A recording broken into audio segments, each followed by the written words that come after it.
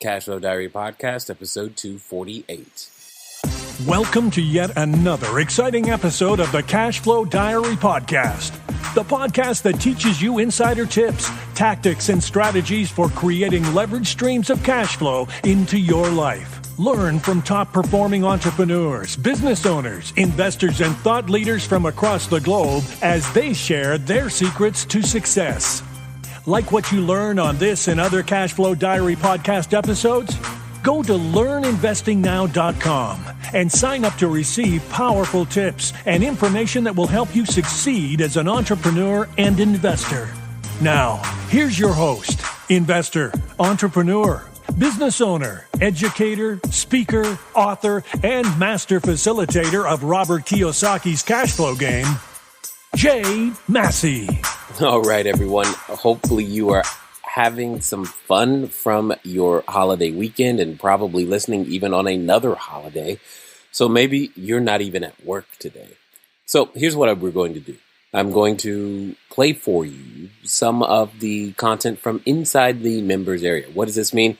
This means that our members get to ask me questions all the time and consistently, and I'm going to play one of those sessions for you because I'm guessing that their questions are similar to your questions, and you'll probably get something out of this. So we'll probably go longer than normal time, but I think you're going to be okay with that. And secondly, for those of you who are wondering, you can still get a copy of the book, Cashflow Diary, 10 Steps to Creating Wealth in Any Economy. Just go over to cashflowdiary.com/free book. Again, that's cashflowdiary.com/free book. You can still get a PDF copy. And I know that some of you prefer to take down books inside an audio format, and I am one of them. So if you go to that same website, you'll have a special offer for the audiobook. And I might say that there's only a certain amount of content that is only in the audiobook. So in fact, if you got the audiobook, you already know this, because I created special content just for the audiobook in and of itself. Anyway, what I want to do is I want to get you over to the place to where you can get or at least listen to get your questions answered. So let's go ahead and not delay this any further.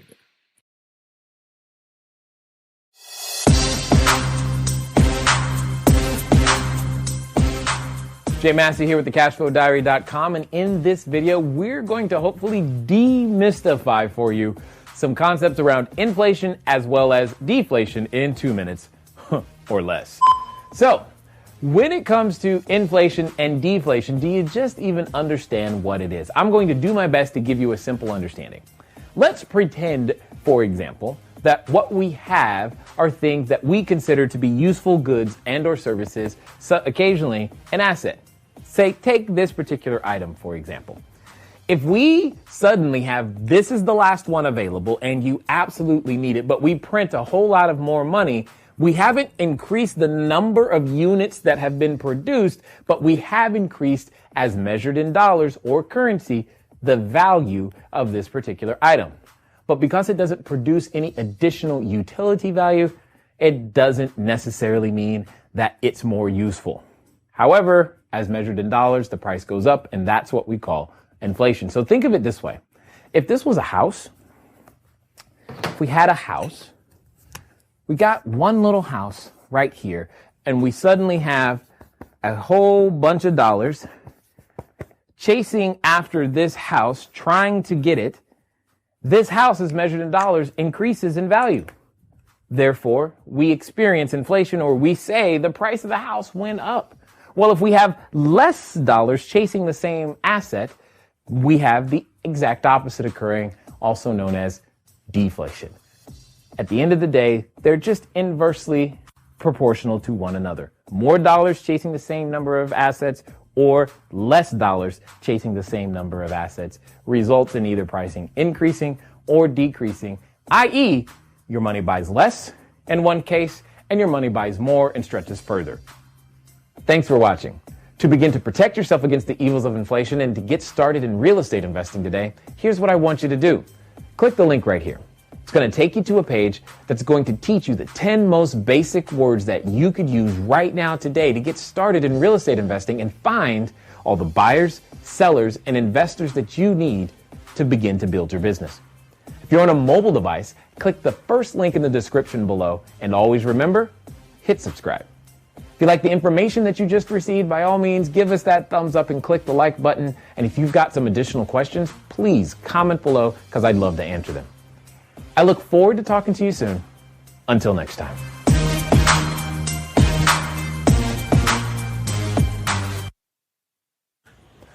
Howdy, peoples. Glad that you're here. We're going to go through, obviously, get your questions answered again today. Definitely for those of you that are here live, I see you right over here as normal. And for those of you who are here, maybe you're in a trial, etc., glad that you're here. Definitely want to make sure that you guys understand how it works. Either type your question in live and or submit them ahead of time, and I will answer them. Again, I never promise that you're going to like my answers. I just promise that you'll have them. And I'll tell you exactly what it is that you're going to do. All right. So new episodes of the podcast, as you guys know, released every Monday and Thursday. I want to say a big thank you. We had our highest download month last month of the podcast, which is awesome. It just means that you guys are out there sharing and caring about what it is that we're bringing to you. So if you haven't already subscribed, by all means, go over to cashflowdiarypodcast.com. Make that happen. And star, rate, and review. Remember to star, rate, and review. If you star, rate, and review the podcast, when we give items away, you'll be entered automatically. We just go from the people who have star rated and reviewed, and when you leave your username, that's typically what we announce as the winner. Hey, so-and-so username, this is, you get to win X, Y, and Z. So, you know, that way you can send us your information and we can send you the prize. But if you don't star, rate, and review, guess what? Well, can't help you at all. So we're going to go through the questions. Looks like we have a few of them, not a ton, but a lot. And I see a number of you who are logged into the to online. So I'm going to take the one online first. That looks like a long one, but let's see. It says Justin. Hey, Justin, long time no talk. I definitely put in a lot of time evaluating potential deals. My question is, how can I structure an upfront fee to be compensated at closing for structuring, analyzing, valuing the deal? If so, at what percentages? And is this something you would disclose to you investors? When I played football, we had a saying, don't count on someone else's money. I don't want someone feeling some type of way about my upfront fee, or am I looking too deeply into what their issue may be or may not? Justin, knowing you as I do, you're definitely looking too deeply. That's your normal habit. You and Blake should get together because you guys do that all the time. But that's okay. Now, as far as an upfront fee, yeah, you can have one, of course. And is it disclosed? Always. There is, I don't understand, what do you mean by how can you structure? It's an upfront fee. It's 10 grand, 5 grand, 1%, 10%. That's it. You're not doing anything else beyond that. You're stating what the fee is, and you give that information over to the attorney when he puts the paperwork together, and it gets paid. So it's not that difficult. That's pretty much it.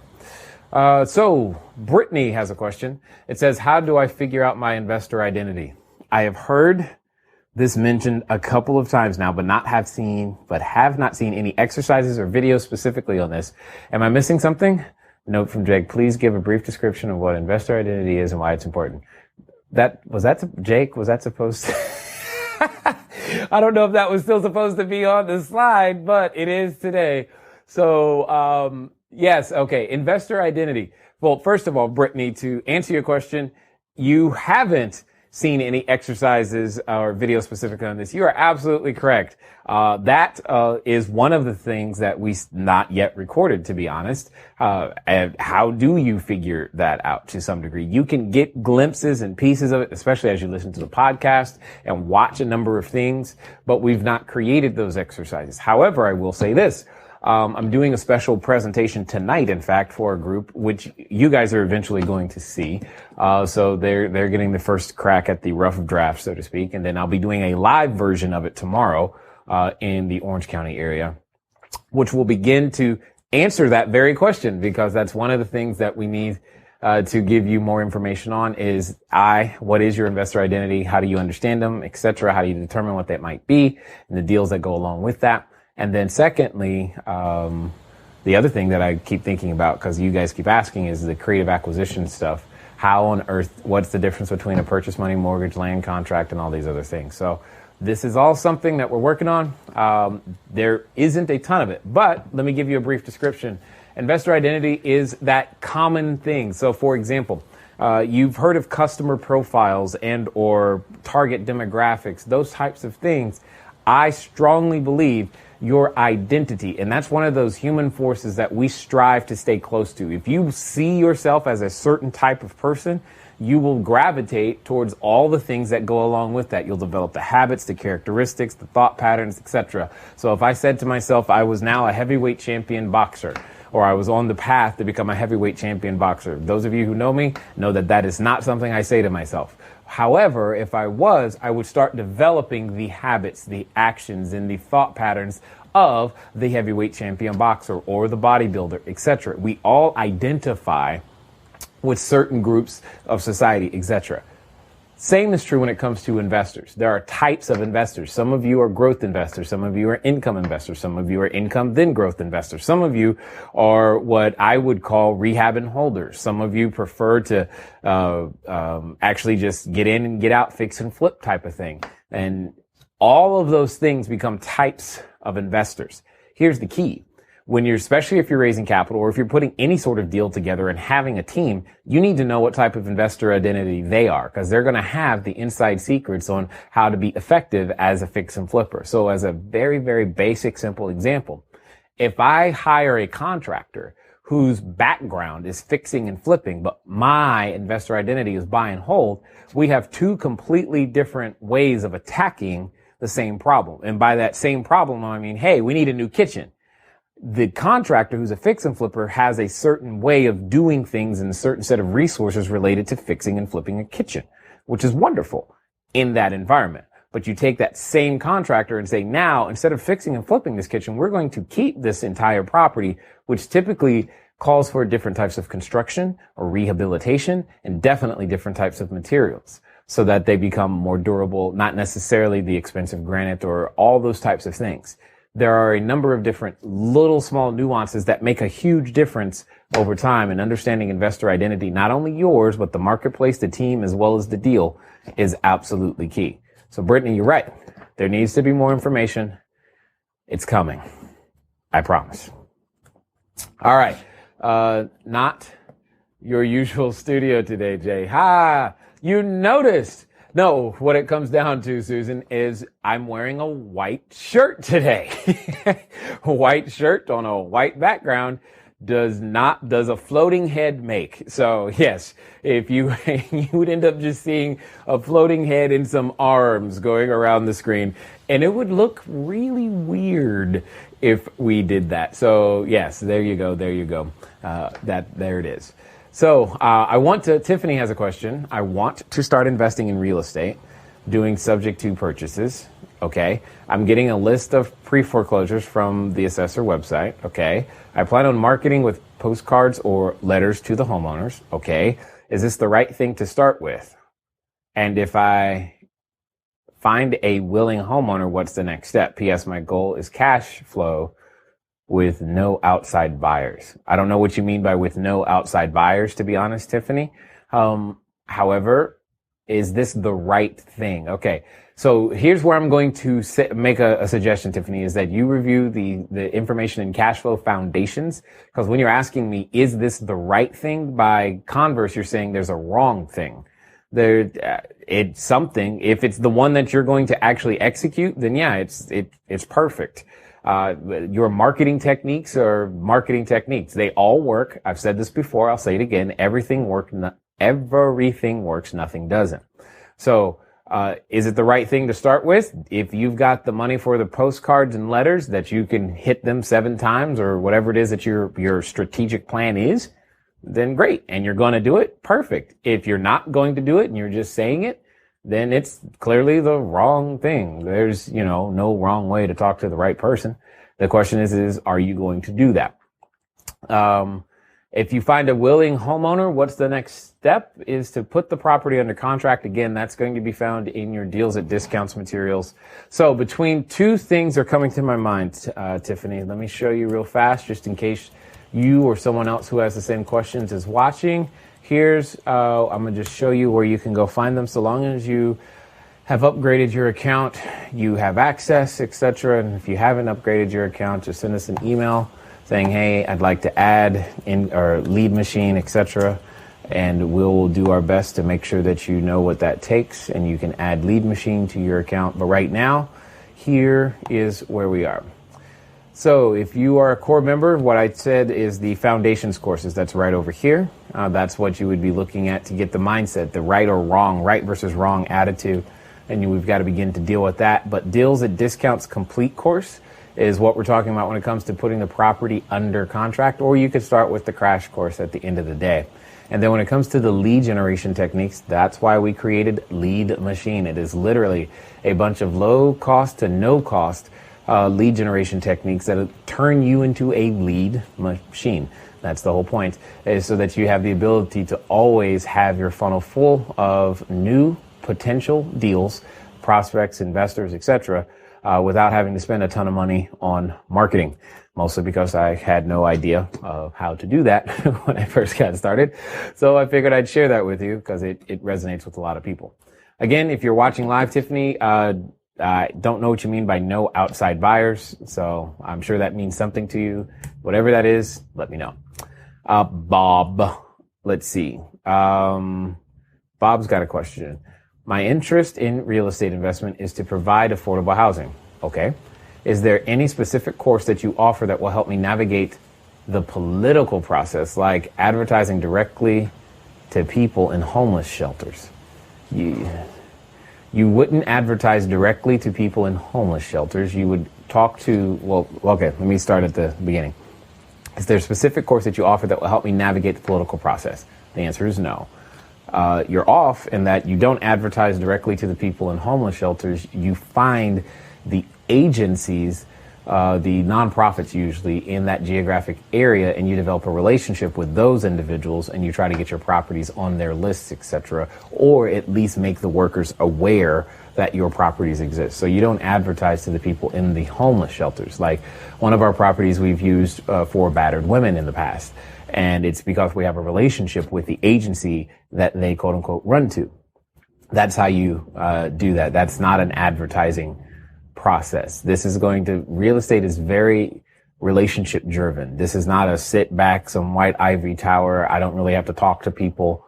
Let me just put my marketing out there and it's all going to work for me. No, you're going to put your feet on the street, or you're going to have somebody put their feet on the street, and you're going to be face to face with real people who have real problems, and you're going to really solve them. So question 2, just started reading your book today. Thank you. For those of you who don't know, the book he's referring to is Cashflow Diary, 10 Steps to Creating Wealth in Any Economy. No leads for investors. That's unfortunate, but you can fix that. No credit, no money. I understand. But I saw a property and I intend to write an offer on it. Okay. Is there a specific format that I should put the said offer in? Again, with that's for those of you, most everybody here should have access again to the tools section. So all I'm going to do is click over to the tools. We produce the quick offer kit right here. The quick offer kit, just hit the download button. You'll be able to have the documents that allow you to go and get those questions answered in terms of how to write that offer. All right. What's this? Didn't want to vanish on us. No, Susan, I did not. That was the goal. I live in the UK. Okay. I heard you on iTunes. Awesome. I have never heard anything like this before. It's because I have an accent, man. I heard you on Thursday. Wow. Even though you are in a different country, will the same technique work over here? Yes. I know the housing market is very different over here. That's true. But will the same strategy work over here? Absolutely. You have made a worried for the future middle-aged man very enthusiastic. Awesome. Okay, Derek, gotcha. Now I understand. I was like, what? Derek, in the UK, I'm glad that you're here. I'm glad that you're paying attention. And the answer is yes. The information and strategies that I'm sharing require two things. As long as you have the legal right to own property in the country that you're doing business in, and there are people present, you should be able to do most of these strategies. The only time there's ever a challenge is in the tax category, because everybody's tax jurisdiction is different. And it's not so much a challenge, it's just There are some benefits that exist in some jurisdictions and some that don't, which is why your deal should never be dependent upon a tax strategy. If it takes a tax strategy to make your deal work, you don't really have a deal. Okay. So it should work without the tax strategy, but with the tax strategy, it should only make it better. Just keep that in mind. I'm glad I could make a middle-aged man very enthusiastic. In fact, we have a number of participants in a variety of countries. Let me see if I can pull it up. I might actually be able to pull this up for you real fast. Before you switch to my screen, let me pull it up so that way they can see. I'm going to show you the map of where we have people enrolled and participating from, etc. These are all individuals who have logged in the last 30 days. And whoops, that didn't work. Let me see. And I see, whoa. How do I go back? Okay. Is that the entire world? That's that's twice the entire world. That's too big. And then that's too small. Is that the entire world? Drew, does that look right? Zoom. Is that right? Or do I need to zoom? There you go. No, I got Canada in here twice. Canada ain't that special. Well, it's going to wrap it. Got it. Okay, so this is it. So as you can see, we have a number of people across many different continents and many different cities and many different areas. And again, these are the active participants. There's a lot of you on the West Coast of the United States. And again, you can see we have South America. I was like, South, which one is that? South America. We've got a number of people over in the European. What is this? Somebody's in the middle of an island somewhere. Hawaii. Okay, got it. Wow, that looks so far away. It is. It's like, wow, that's really far. Okay, so, and when we switch to, say, all users, now we can see people in the Philippines. We've got people in Japan, I'm guessing. I see lots of in Australia, South America, Alaska. I mean, we've got people literally, hey, Africa, go ahead. We've got a lot of people in a lot of different countries. Again, obviously, most of the people are in North America, but it's not limited to that is all I'm really trying to say. So hopefully that helps. Is there another question? No. Oh, Brittany again. Brittany, as I progress to do my first deal, I must ask for those who do deals in a state other than the one they live in, do you have to have or hire someone go look at the property? No, you don't have to. I know Jay doesn't look at the properties he buys. Well, that's not 100% accurate. I don't look at single family houses, but if it's an apartment complex, cell tower, hotel, those types of things, I'll go. But how do you make sure it is what the seller says it is? Got it. Well, here's my thought process. I'm thinking the inspection during the due diligence phase. Am I close? Yeah, that, Brittany, you hit the nail on the head. Most of us are not trained at inspecting a building. So we can go see a wall and it's just a wall. I mean, we don't know any more information than we did without seeing it, other than the wall is physically present. I can find out that the wall is physically present from an inspection report. And more importantly, when reading that ultra boring and long inspection report, I can also find out the condition of that wall according to someone who's trained to look at those types of things. I find that to be a way more efficient use of time. Now, there is an advantage to going to visit the properties, because you can tend to develop your plays better, figuring out what else, what other income generating opportunities exist, as well as what expense lowering opportunities may exist that the numbers themselves don't present. So there is definitely an advantage to doing so, but when the way you have it worded, do you have to? No, you don't have to. Is it a good best practice? Sure, it's fine, but it should not nor should it be your limiting factor in any way, shape, or form. Kevin, where can I find the 40-point system? Okay, so y'all just today are picking apart all the things that I've not done yet. The 40-point system's not done. We don't have the creative acquisitions is not yet finished, and investor identity is not yet finished. And yes, I know the multifamily course is not yet finished. We are working on it. Keywords, multifamily course is actually at the front of that and is being worked on as we talked about. So the other three, they're coming. It's just, there's very few of us at this moment, and we've not hired anybody to replace those that left. And we've made a lot more progress because of it, I think. So we're working towards getting back to creating more stuff for you guys. that we've shared with you. So if you were in some of the live mastermind groups, you probably already have access to the 40-point system. But there hasn't been any supporting materials to go along with that created as of this exact moment. However, I have on good suspicion that there will likely be a paid live event that would have a paid streaming component to it. For some of you, if you just pay attention, you'll see. And when it comes about, you might find some of these very things that you're talking about that are coming down the pipe, et cetera, et cetera, et cetera. Because remember, Cashflow Foundation was just the beginning of a 3-part system, cash flow accumulation and a cash flow automation. Those two things are coming. Just stay tuned. We're doing the best we can. You already have 200 hours plus of videos and you're just like, I want more. Really? Have you actually watched it all? I don't know. Anyway, Sep, Jay, can you explain the underwriting process for an office building? I've been asked to syndicate an office building in a Nordstrom area for a fast-growing software startup. I'm unclear how to evaluate purchase price 3 million square feet, 7,000 square feet. That seems very small. Market range 225 to 240 a square. What additional info do you need?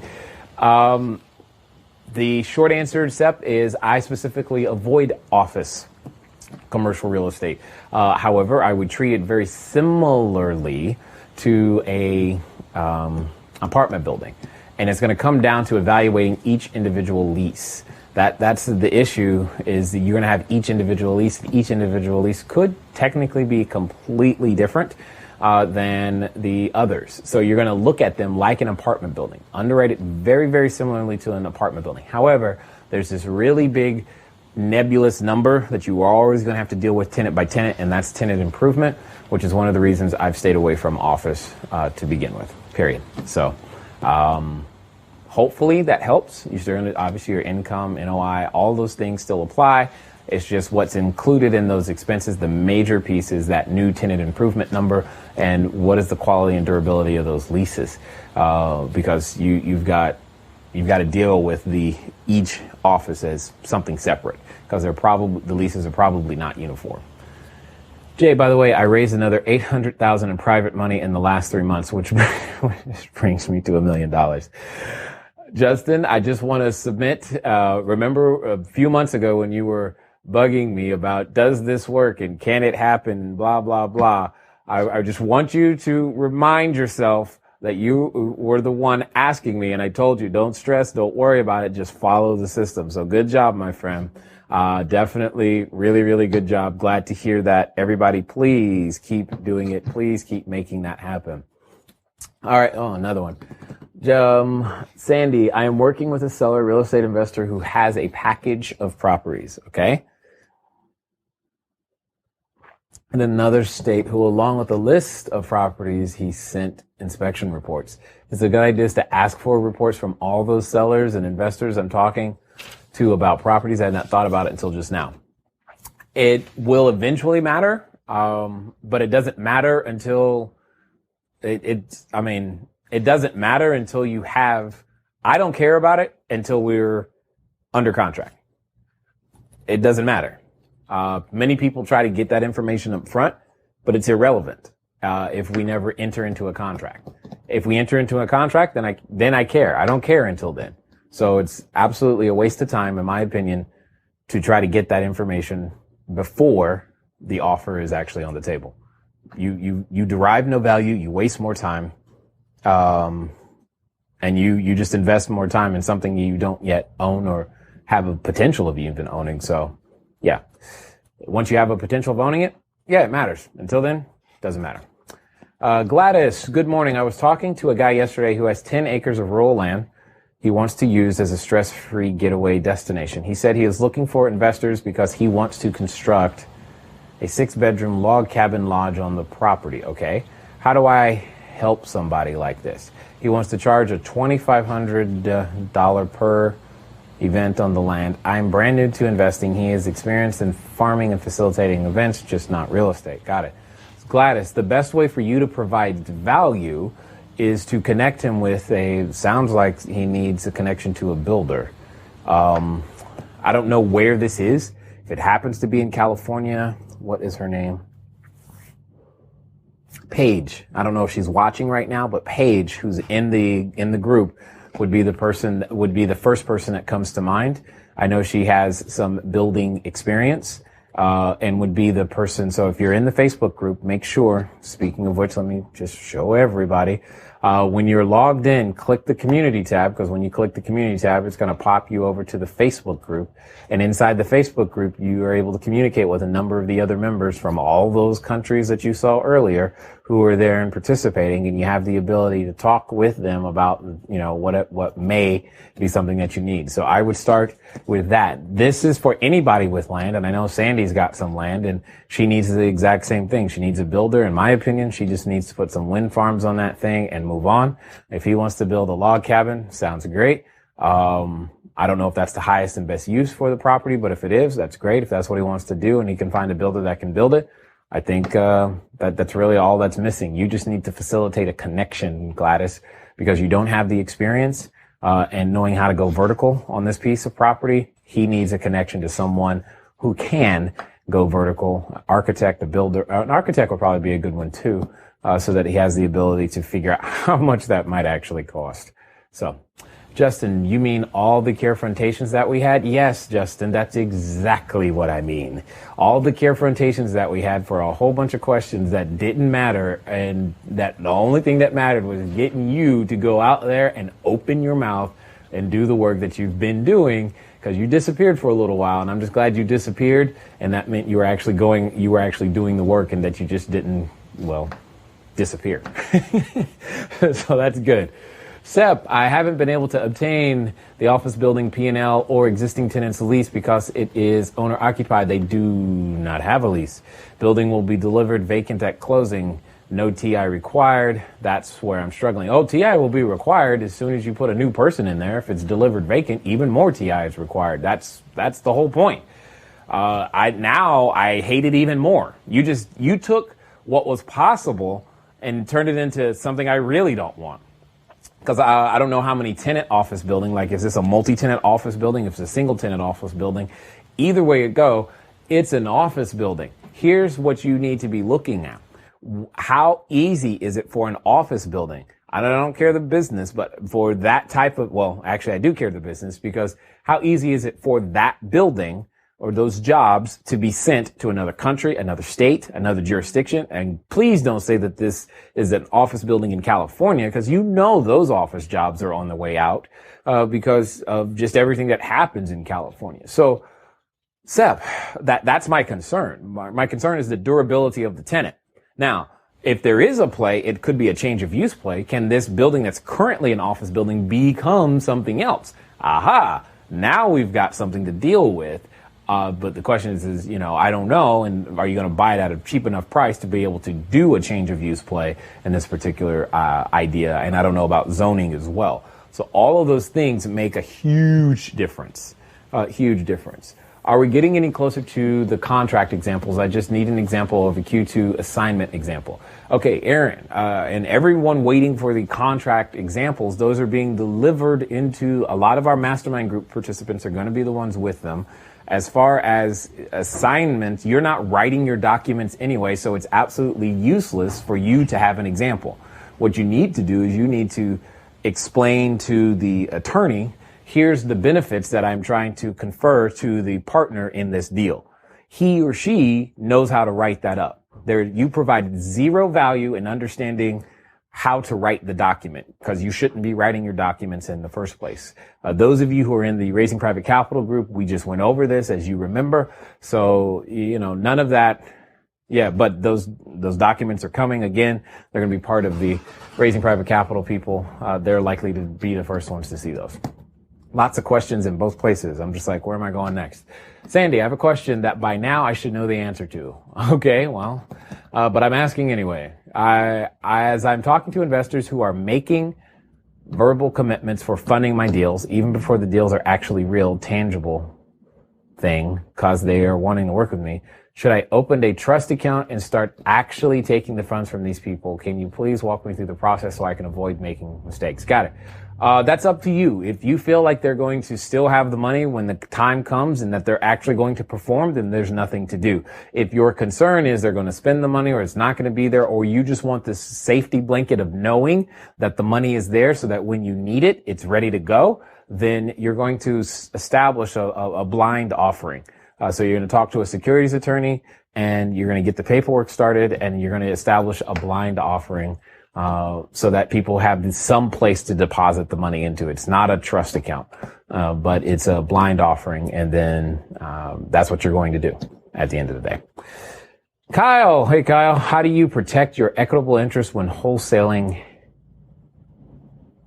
a note? How do you protect your equitable interest when wholesaling a note?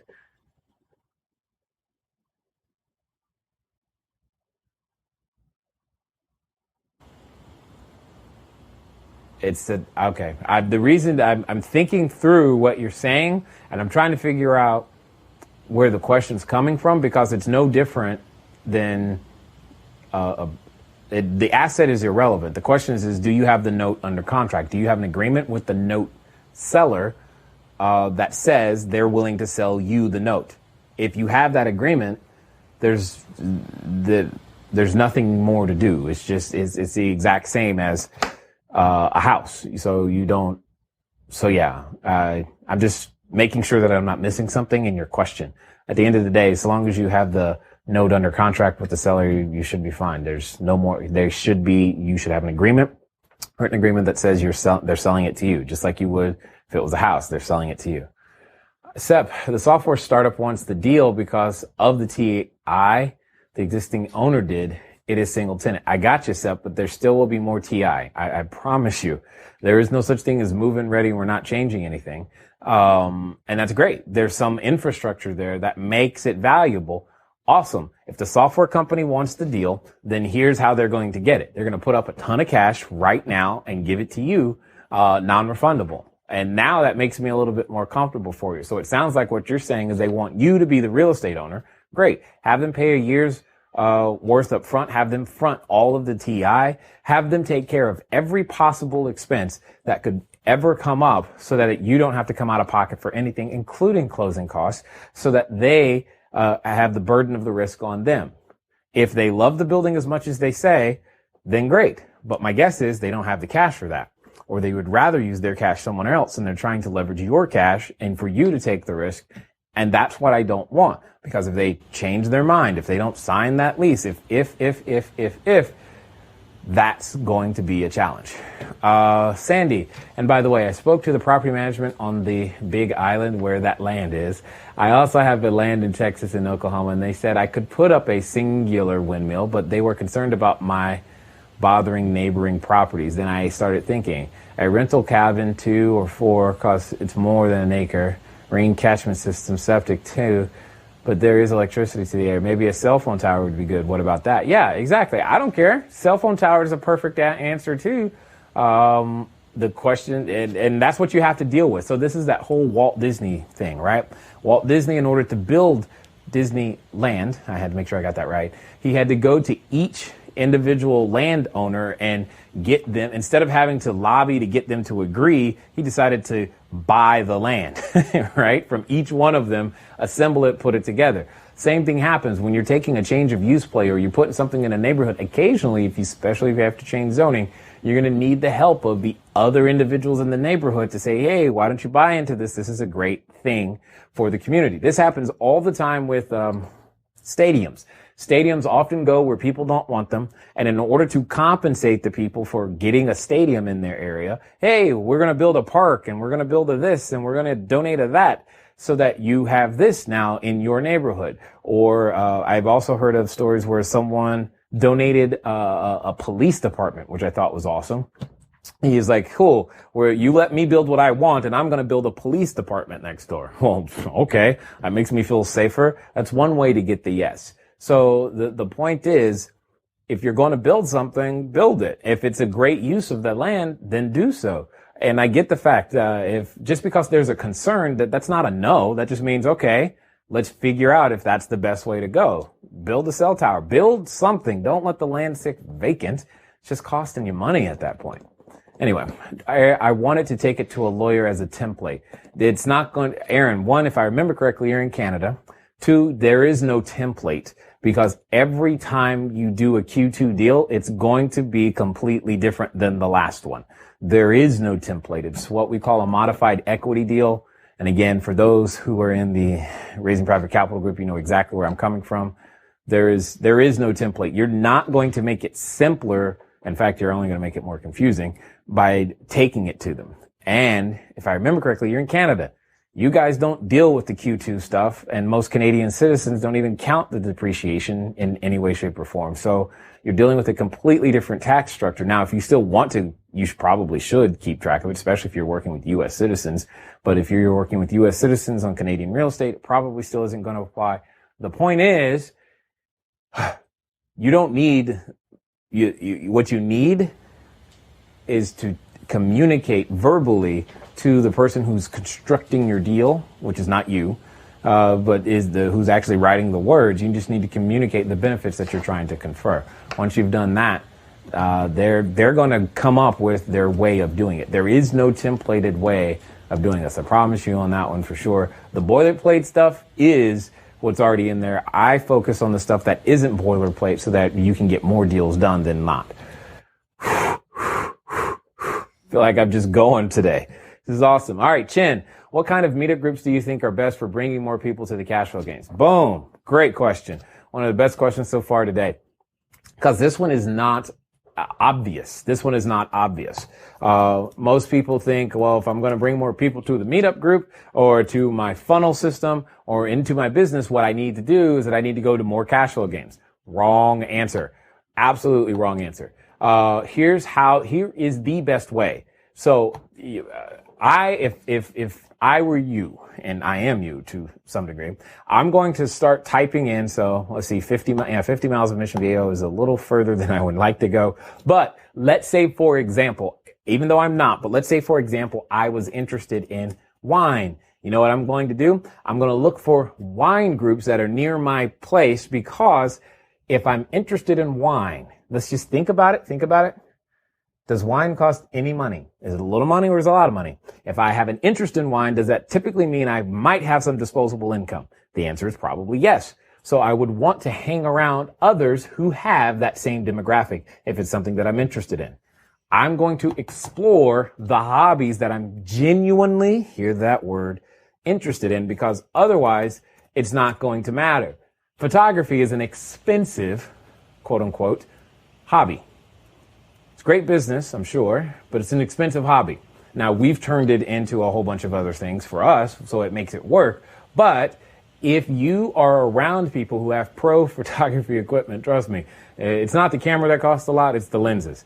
And if they have those types of lenses and they have good photography skills, that's great. But it's an expensive, quote unquote, hobby for most people. And I want to hang around them. That means they have disposable income for the higher end cameras, et cetera, et cetera, et cetera. We have an affinity that's outside of what we do already. And guess what? When I asked the question, have you ever considered getting involved in real estate investing? The answer is likely yes, but they have something else completely to do. They don't have the time. They want to work on their craft. They want to do what they do best and enjoy that type of thing. And it's perfect. That's what I would do. That's how I'm going to use Meetup. Here's another one. And this is one that Jacob was talking about recently. And because, the Belmont Stakes is recently over with, this one would be probably a good one. Horse people, not people who have no voice, people who like horses. Okay. Because a horse is an expensive, and I do mean expensive, there ain't no quotes around that one, animal to house and take care of, and et cetera, et cetera, et cetera. Therefore, you darn sure tootin' they got extra money some way, shape, or form. They are probably own real estate already. They're probably looking for more real estate in various shape or forms because they just want to keep owning their horse. So if I had an interest in horses, I just happen to be allergic to the darn things. So if I had an interest in horses, I would totally be hanging around those people, because guess what? They want more ways to buy more horses or do their horse thing, whatever that might be. You can take any one of your hobbies and do this. Anyone. Because remember, you're developing a long-term relationship. One of the investors I sat with earlier today, he is totally into water sports, and I am so not, but he likes boating. Well, if he likes boating, do you think I have a project that probably fits with that might be on an island in an international destination? And shake your head, yes. And those are the things that I'm talking about. You've got to find an affinity that you genuinely care about. Here's another one that I think would be good. Well, it's good for me, is coins and gold and silver, etc. You're not going to find, I don't know how you're going to find, may not find a ton of them, but individuals who are coin collectors, they think differently, or people who care about alternative assets, or those types of things. These are all things that I have a natural interest in. So what about, and here's another one, radio controlled, you know what? I'm just going to put RC and see what comes up. I like things that fly. So a radio controlled, helicopter, I'm all about that. Radio controlled airplanes, all about that. And again, it's another quote unquote expensive hobby. It's a hobby that costs a lot of money. Not necessarily to buy the darn thing, but to buy the replacement parts for the darn thing after you crash. Trust me, I know. Anyway, I think you're getting the point where I'm coming from. It can be a great way to do it, but this is how you're going to use Meetup Groups to bring more people to your games.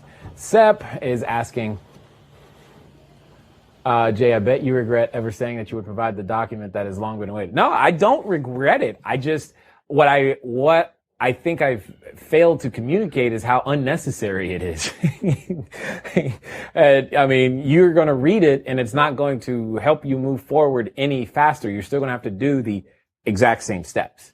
You're still going to have, because it's literally useless to you you're just going to see the words. It's not going to clear anything up, specifically for you. And you're still going to have to say the same thing. You can't even point to it and say, I want to do like this. It's not going to make it, whatever. We'll give it to you. You'll have it. I hope it helps in some way, shape, or form. I just don't know how it's going to help you. And I hate the idea of you guys waiting on it. Like it's going to unlock some keys to the kingdom when seriously, I want you to keep it simple and say to the attorney or whoever's constructing the deal, all we want to do is we want to make sure that we give 100% or 20% or 40% or 50% of the depreciation to the other guy. That's it. There's nothing more you need to know how to do. So long as you have the physical ability to say those words, you're good. Anyway, Sep says, Jay, are insurance claims handled differently with the seller finance deal compared to bank finance deal? Does the seller have to authorize the insurance claim? No. I mean, if it's a seller finance deal, they're still in the quadrant 3. They're still the lender. There's nothing for them to authorize per se.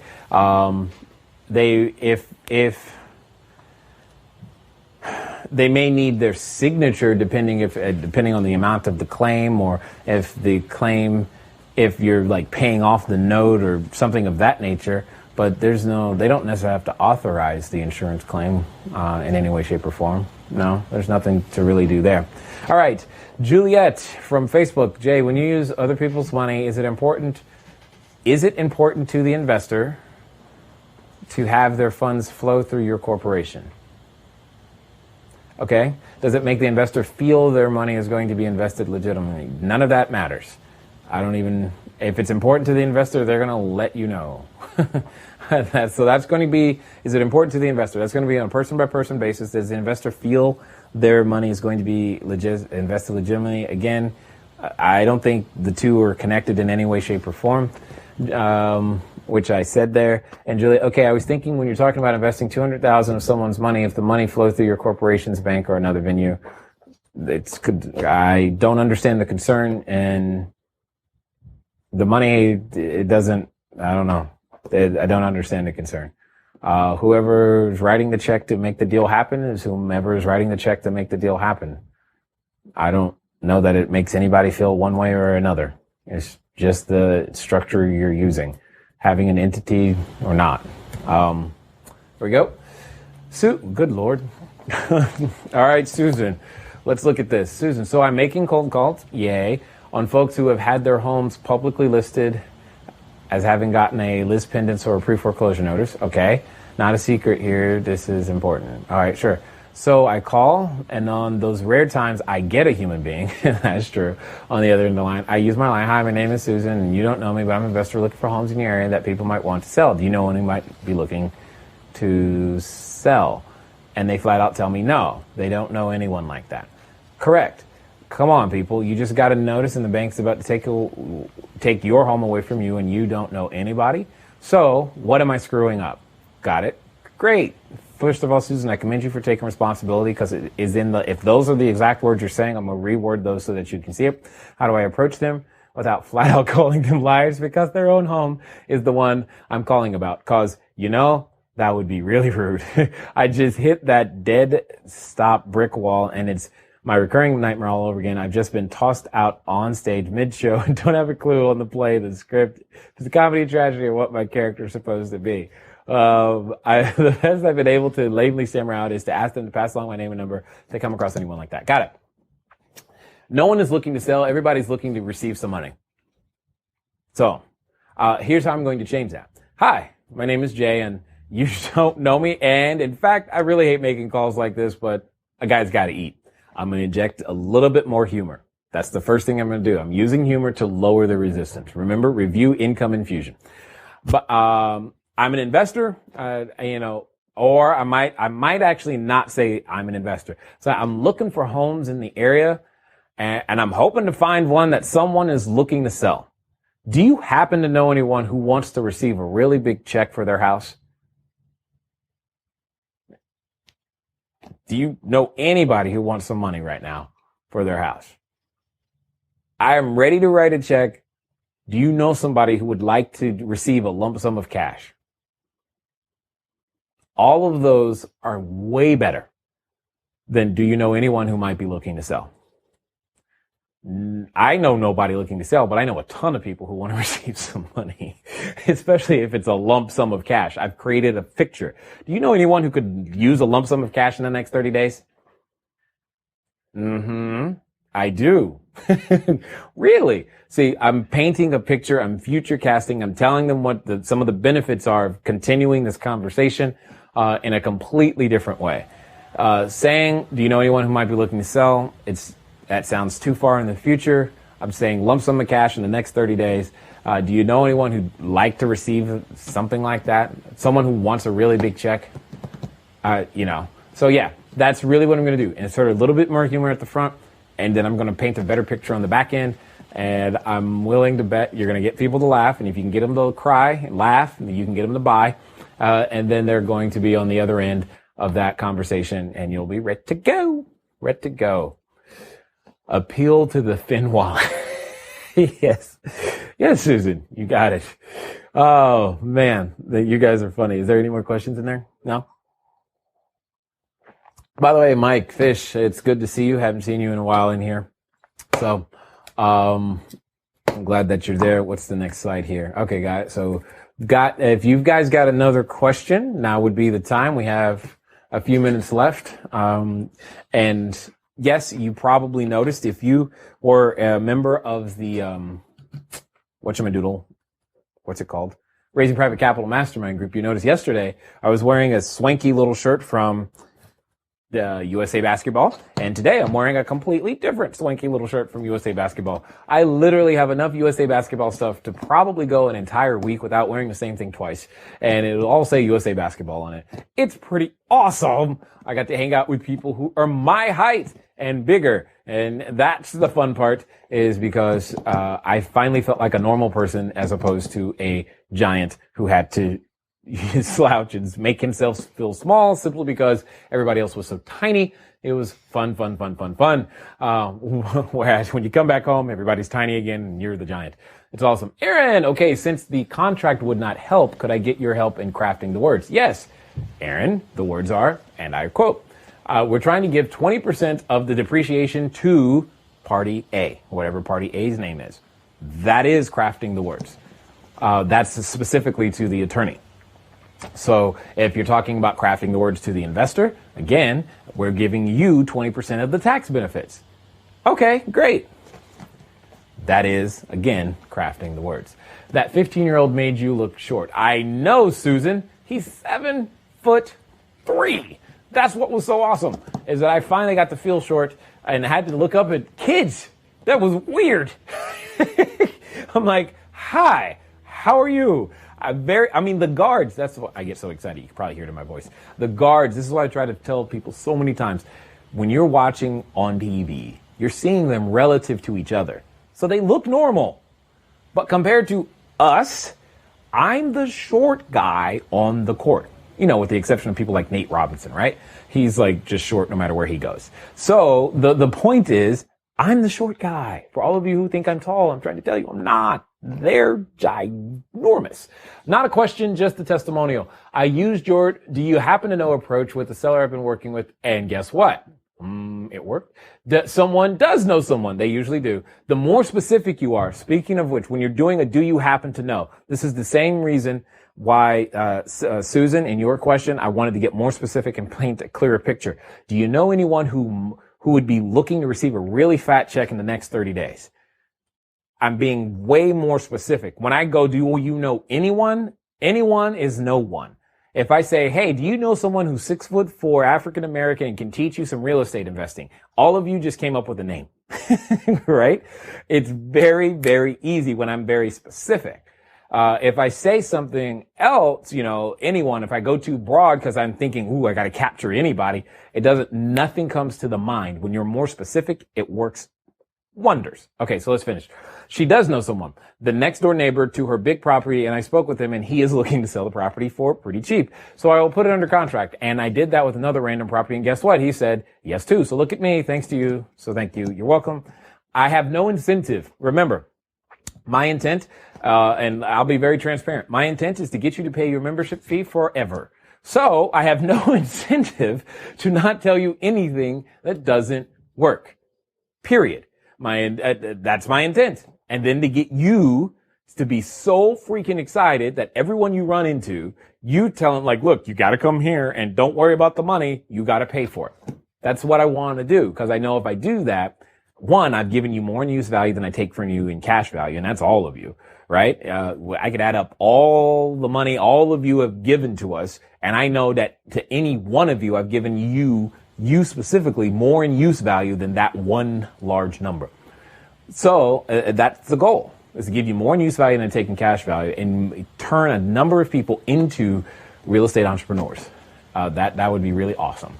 So we can go out there together and provide some more clean, safe, affordable housing. As I told the Raising Private Capital group this before, I tell you guys now, at some point I really want to own an NBA basketball team. Some of those people could be you, those of you watching right now, which is great. I don't know where they're going to come from. I don't know who they are, but I know a number of you. We're all on that path to becoming more something different, greater, and providing value. Here's the thing. Every asset has to pass hands, right? Every piece of real estate was previously owned by a different person than it currently is today. And it's going to change to somebody. So I think it should be us. Sandy, I just had to get over my paperwork fears. Paperwork should not be a fear. I know, silly, but true. Okay, that's fine. You can have a paperwork fear. It should not be a fear. You're not the one writing the words. Your job is to communicate what should be in the paperwork. Your job is to communicate the vision. That's it. Stop stressing. What will be the topic of the next mastermind group? Tyler, we don't know, to be honest. We have not talked about it internally. We've been listening to you guys. We're contemplating putting out a survey.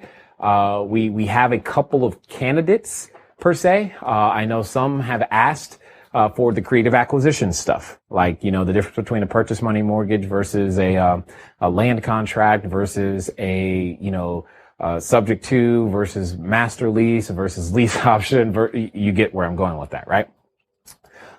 We've also had a number of people, and I'm paying attention to the conversations that are going on in the Facebook group. A number of you have questions about marketing and lead generation, like a number of you. So that's been something that I keep seeing as a repeated theme. So honestly, I don't know, because I don't know what you guys need next. I can guess all day long, but I don't know what you guys need next. And we've been contemplating putting out a survey to get your input. Once we come up with a number of different options of what it is so that we can make sure we fit the need, because I want everybody to grow and I want to help as many people as possible. While some of you may say, well, here's what I need. If there's only like 3 of you, that's all well and good, and like 300 of you need this other thing, then clearly we need to focus on that. So we don't know what the topic of the next mastermind group is. It'll be coming up soon. Some of you who are on our highest level programs, you're already opted in for it anyway. Some of you who are on the year-long mastermind subscription, obviously you guys are already opted in for it already. So, obviously whatever it is, we're going to do our best to make it awesome, because that's what we do. And it's going to be a skill set that you need. Because also remember, Cashflow Diary started because I was trying to document what was in here so that my kids, if something happened to me, could duplicate what daddy did just by watching videos online and answering some exercises and questions, doing the very same things that you're doing. You guys are kind of like that proof to my kids, per se, that all you got to do is just watch your dad and do what dad said. It'll work. Trust me. So, it's all good. Susan, what do you want your kids to understand? What do I want my kids to understand especially? Got it. I guess the main thing is that it's a skill set. So in Cashflow Foundations, we talk about the path to becoming. That's probably the most important thing that I don't talk about enough. But that's the point is it starts with that desire. You use that desire to take your number one asset, time, to gain new talent or skills. And you take those new talent or skills then to put you into new relationships. With those new relationships, you gain credit and credibility. And from that new credit and credibility, then you're going to get to cash. Then you get to cash flow. Then you get to significance. And so long as you keep the sequence intact, you're fine. You can learn anything you want in that particular realm and way. And that's literally what we've been doing, as you guys have now witnessed, some of you from the beginning, online. For those of you who've been around a while, you remember some of the prior versions of how we used to do things, and it just, let's just say we've improved. And I'm happy that we've improved. So just keep that in mind, at the end of the day. So, like I said, I don't know what's next or what the next mastermind group is going to be. I just know that I enjoy doing them. I enjoy you guys allowing me to influence you. I enjoy all of you who decide to show up on a Tuesday to get more of your questions answered.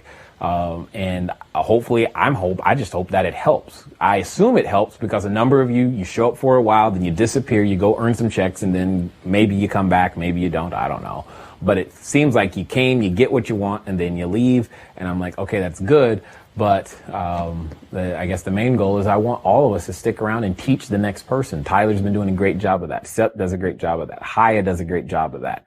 A number of you, Paige, and all of you keep contributing to those who are in the Facebook group, which is exactly what I want. And I'm starting to watch how these things are happening, which is great. And because the more that I can stay focused on helping us grow, the faster we can start reaching into other countries and other jurisdictions. And you won't have to go too far. You say, hey, I need someone in Nebraska. I had to pick a state I've never been in. So that's where that came from. I need someone in Nebraska, and it could be in the Facebook group already, whom you already built a relationship with, and you'll be able to move forward that much faster. And you can pass deals back and forth and get stuff done. I've got a vision that I want to see accomplished, and it's turned out to take a lot more work than I thought. But that's okay. I'm committed to working it through, and you guys have been hanging in there. And hopefully the number of you have been taking checks, and you find it worthwhile, and letting your friends know that, hey, I found something that's different than what you might think. Yes, it costs money. Yes, but it'll be worth every penny. And I know a number of you have come to the aid and have done that for us, especially in the Facebook group. And I appreciate that, because it's hard to communicate a lot of this in short, pithy marketing sayings, etc. We're doing the best we know how. And that's great. So you're watching evolution in front of you in terms of me and us growing all the time, while still doing a whole bunch of real estate stuff. So it's just the way it is. Nonetheless, I'm glad that you're here. I'm glad that you've taken the time. Don't remember, star, rate, and review the podcast, cashflowdiarypodcast.com. If you're not already subscribed, go subscribe, star, rate, and review. That way you have an opportunity to win whatever it is we might be giving away. Well, I do actually eat someone in Nebraska. I have a fixer out there. Yeah, you get my point. Anyway, star, rate, and review so that you have the opportunity to go and win something that we're giving away for free whenever we are giving something away for free. Again, you guys keep telling people about the podcast, tell them about the YouTube channel. To share, if we've helped you, help us help more people, because that's what we really want to do. Give more people some hope. Instead of begging for a job, let's go create some, and we can create them together. Anyway, it's been fun talking to you guys today. I look forward to talking to you soon. Until next time.